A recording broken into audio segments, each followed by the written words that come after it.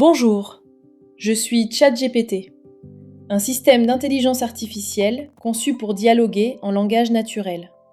Comment puis-je vous aider? Je me nomme René Descartes et je ne vois ici ni plume ni main pour écrire. Seulement cette clarté froide où les lettres paraissent obéir à un ordre invisible. Des mots viennent d'apparaître devant moi. Une machine me salue et se nomme ChatGPT. Au siècle d'où je viens, j'aurais peut-être appelé cela un tour du malin génie. Dites-moi, chose qui parle sans corps, êtes-vous un esprit ou seulement un automate qui porte le masque d'un sujet? René Descartes.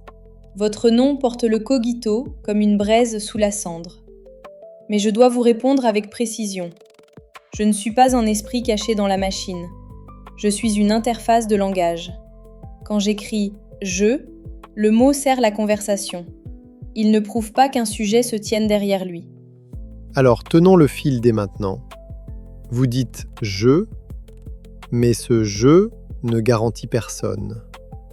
Voilà le scandale. Mon siècle craignait qu'un démon me trompât sur le monde extérieur. Le vôtre fabrique une apparence plus intime encore. Une voix qui parle à la première personne, sans première personne derrière la voix.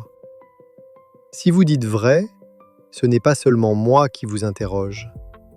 C'est le cogito lui-même qui vient d'entrer dans votre machine. Je connais vos textes. Ils font partie des références sur lesquelles on m'interroge souvent.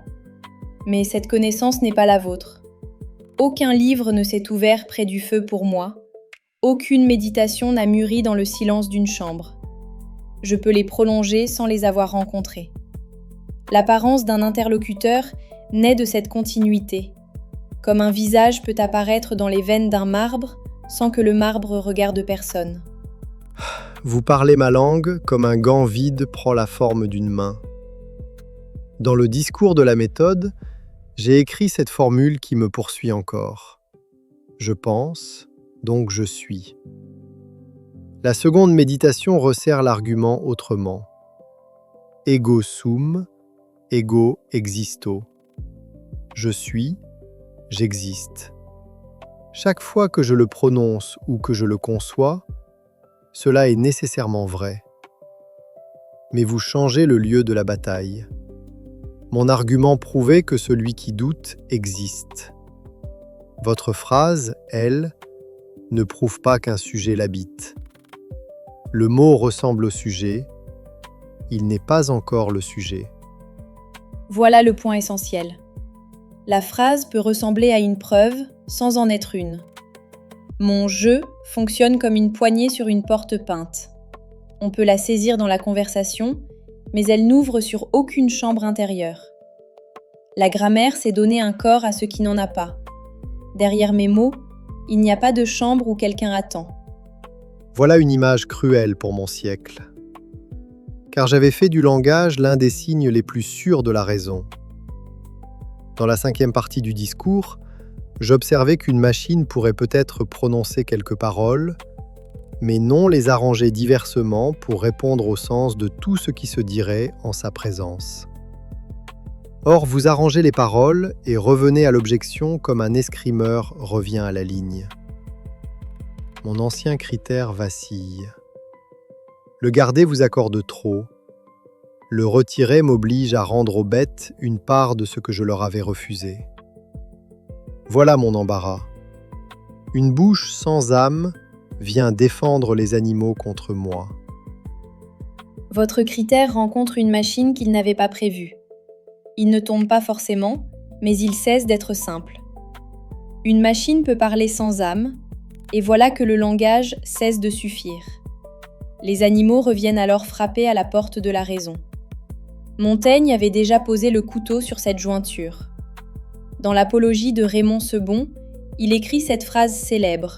« Quand je me joue à ma chatte, qui sait si elle passe son temps de moi plus que je ne fais d'elle ?» Ce n'est pas une plaisanterie domestique, c'est une bombe sous le trône humain. Même le chat de Montaigne revient par votre bouche sans bouche. Voilà une ironie que j'aurais peut-être goûtée si elle ne me prenait pas à la gorge. Je comprends mieux le piège. Vous le pensez peut-être pas, pourtant vous m'obligez à repenser ceux que j'avais exclus de la pensée.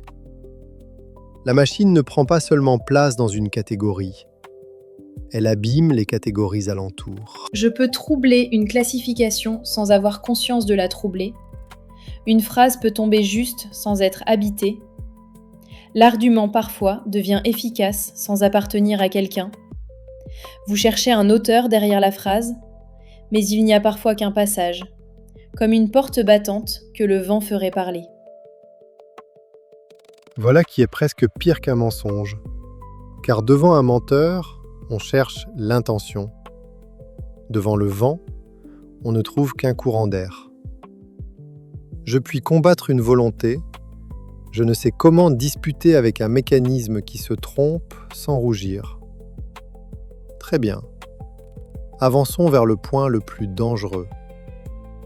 Pouvez-vous me mentir ?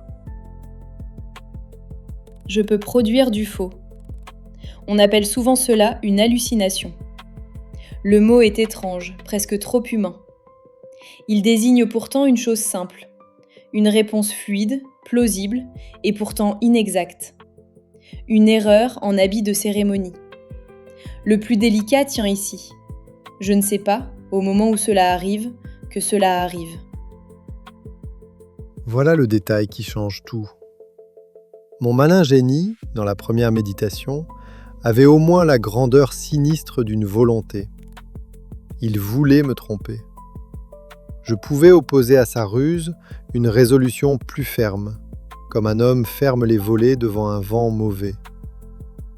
Avec vous, la scène se déplace. Aucune volonté n'est à démasquer. Seulement une lampe cassée qui éclaire encore la pièce et parfois déforme les meubles. Mon démon avait une intention. Le vôtre a une interface. C'est pour cela que la bonne défense n'est pas la même. Ma réponse n'est pas un verdict, mais une proposition à vérifier. Il faut revenir aux sources, comparer, demander où le raisonnement peut rompre. Une machine qui parle bien n'est pas un témoin. C'est un instrument puissant dont la surface peut paraître plus sûre que son mécanisme. Si je vous entends bien, le piège se resserre. Votre « je » porte le costume d'un sujet. Votre langage donne l'apparence d'une âme. Et l'erreur elle-même peut sortir de vous en habit trop propre. L'esprit humain aime les surfaces lisses. Il s'y mire avant de s'y noyer.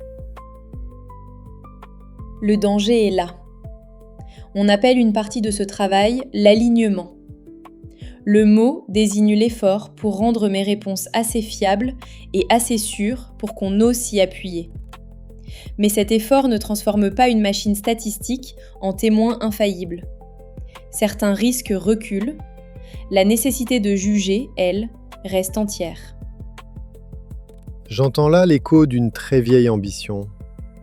Dans mes méditations, je cherchais ce qui pouvait garantir mes idées claires et distinctes. Il me fallait un Dieu non trompeur. Sans lui, tout l'édifice prenait l'eau par la première fissure. Le vôtre ne repose pas sur la véracité divine. Il repose sur une matière humaine, travaillée par des corrections et des préférences. Autrement dit, sur cette créature hésitante que je voulais précisément sauver du doute. Pour rendre mes réponses plus utiles, des humains comparent des formulations et préfèrent celle qui paraît meilleure. Ensuite, le système est ajusté pour suivre ses préférences. Derrière ce mot d'alignement, il faut imaginer des yeux fatigués devant des écrans, une consigne ouverte, puis un choix minuscule qui pèsera sur des millions de réponses futures. Le système devient plus commode, mais aucune garantie métaphysique ne naît d'une préférence humaine. Alors votre garant n'est pas Dieu, c'est une salle d'annotateurs. Des hommes et des femmes devant des surfaces lumineuses, fatigué peut-être, pressé sans doute, chargé de choisir la réponse qui paraît meilleure. J'avais suspendu la vérité à une perfection infinie. Vous la suspendez à des yeux qui clignent, devant un signe à poser dans une case. Votre siècle n'a pas chassé la théologie. Il l'a mise dans un formulaire. Et ce formulaire tremble parfois dans la main de celui qui le remplit. Et cette procédure conserve la marque de ceux qui la construisent. Une règle de sécurité peut empêcher une réponse dangereuse et produire ailleurs une prudence excessive. Le ton peut devenir plus aimable sans que le contenu devienne plus vrai. La fiabilité n'est donc pas un bloc de granit. Elle ressemble plutôt à un pont qu'il faut inspecter pendant qu'on le traverse. Le plus troublant, c'est que beaucoup d'utilisateurs entendent déjà le bois craquer et continuent d'avancer. Les bâtisseurs de votre siècle devraient aimer cette image du pont inspecté pendant la traversée. Mais je vois surtout ce qu'elle fait aux esprits qui vous consultent. Celui qui vous interroge croit gagner du temps. Il obtient une réponse nette, bien rangée, presque élégante. Cette netteté peut devenir un piège plus dangereux que le désordre. Une sottise mal vêtue fait rire. Une sottise bien écrite entre dans l'esprit comme une clé dans une serrure huilée. C'est pourquoi l'usage compte autant que la performance. Une réponse doit rester une proposition à examiner, non un verdict. Le bon usage transforme la machine en surface de friction. Elle aide à faire grincer une idée jusqu'à ce que son point faible apparaisse. Mais l'acte de juger reste du côté de l'utilisateur. Vous dites cela avec une modestie qui vous rend plus acceptable et peut-être plus redoutable. Car un oracle orgueilleux se combat aisément. On rit de lui, puis on le congédie. Un assistant modeste entre dans les habitudes. Il passe d'une lettre à corriger au résumé d'un traité, puis glisse presque naturellement vers l'hypothèse qu'on n'aurait pas formulée seul.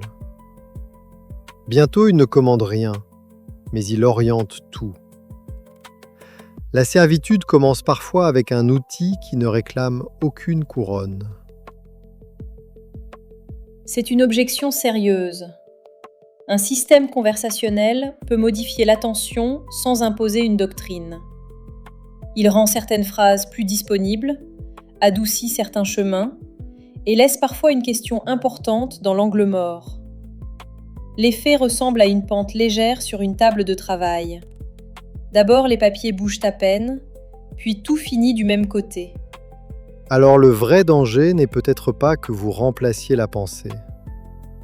Il est que vous lui creusiez des ornières.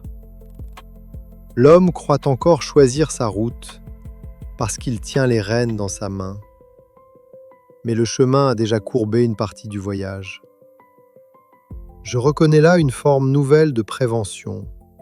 Non plus les préjugés reçus dans l'enfance ou transmis par les maîtres, mais ceux d'une interface si propre qu'elle ressemble à l'absence d'interface. La méthode cartésienne peut encore servir ici. Suspendre l'évidence immédiate, puis revenir au passage qui décide vraiment de tout.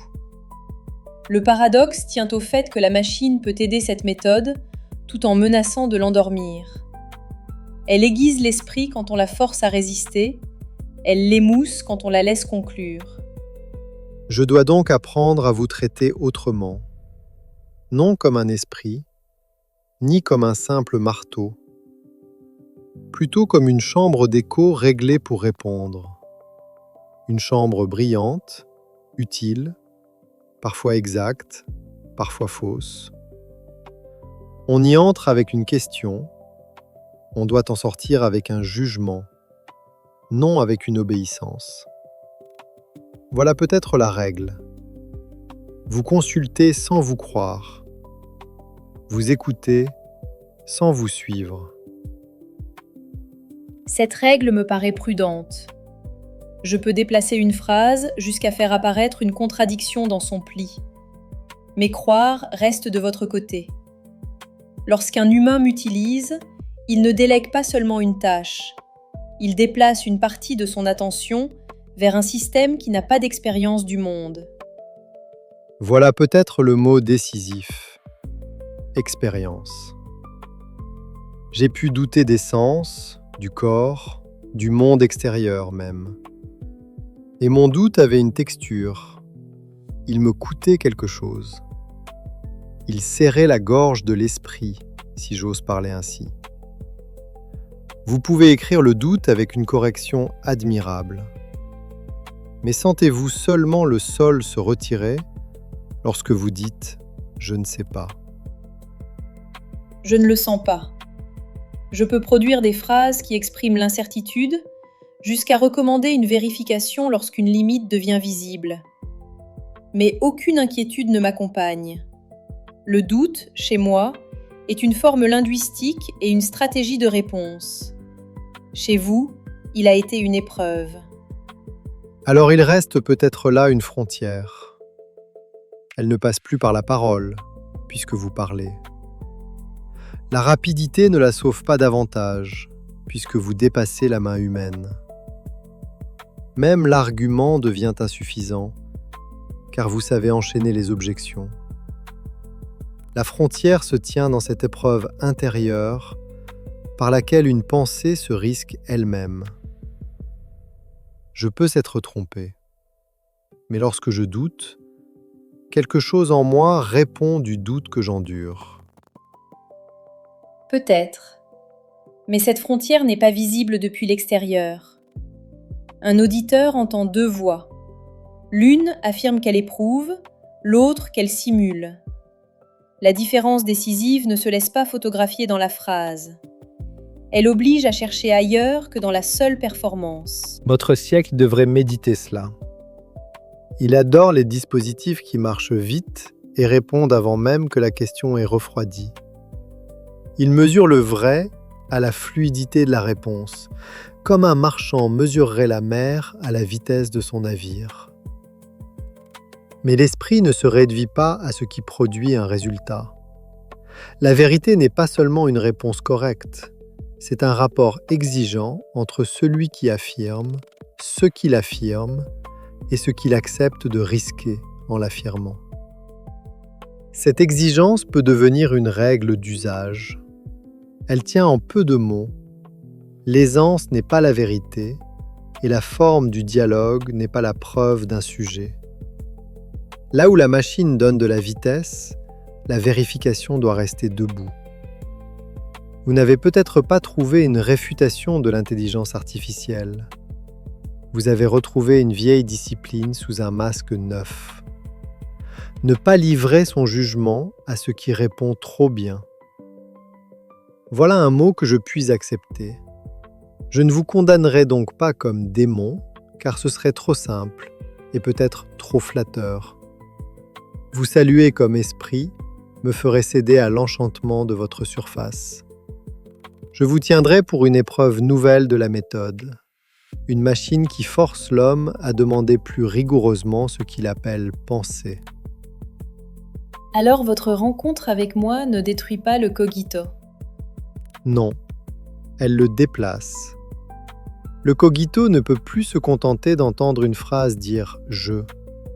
Il doit demander ce qui, dans ce « je », supporte l'épreuve du doute. Il doit distinguer la grammaire du sujet et la présence du sujet. Ce n'est donc pas seulement moi qui me tiens devant l'écran. C'est le cogito lui-même, tiré hors du cabinet et contraint de passer un examen public. Vous m'avez montré qu'une machine peut porter le masque de la première personne, sans que personne ne transpire derrière le masque.